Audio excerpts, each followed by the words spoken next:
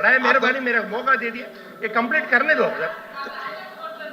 नहीं नहीं आप डायरेक्ट बोले। बड़ा बैठो, बड़ा, बैठो, बैठो। बड़ा मेरे मेहरबानी से क्या है कर दो, मेरी गुजारिश ऐसा बैठो, है। बैठो। तुम बैठो, अब बैठो बोलो सर। बैठो।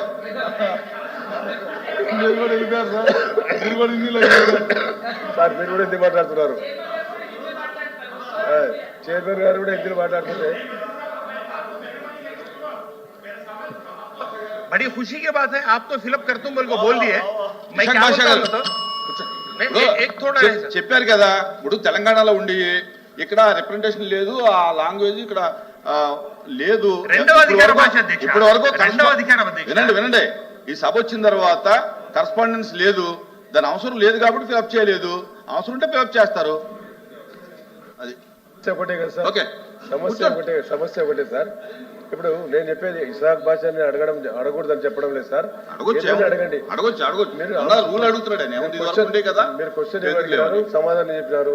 నేను 2001లో ఉర్దూ భాషను రాష్ట్రం అంతా కడప కానీ, కర్నూలు కానీ, కరీంనగర్ కానీ, సార్ నిజామాబాద్ కానీ ఎక్కడ అడిగితే అక్కడ నన్ను ప్రశ్నిస్తే అన్ని జిల్లాలు కూడా ఉర్దూ రెండో భాషగా ఏర్పాటు చేసిన ఘనత నాకు చంద్రబాబు నాయుడు ఇచ్చారు, నేను చేశాను.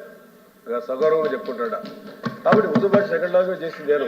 రాష్ట్రం విడిపోయిన తర్వాత సార్, రాష్ట్రం విడిపోయిన తర్వాత తెలంగాణ సపరేట్ అయిపోయింది, మనం సపరేట్ అయిపోయినాం.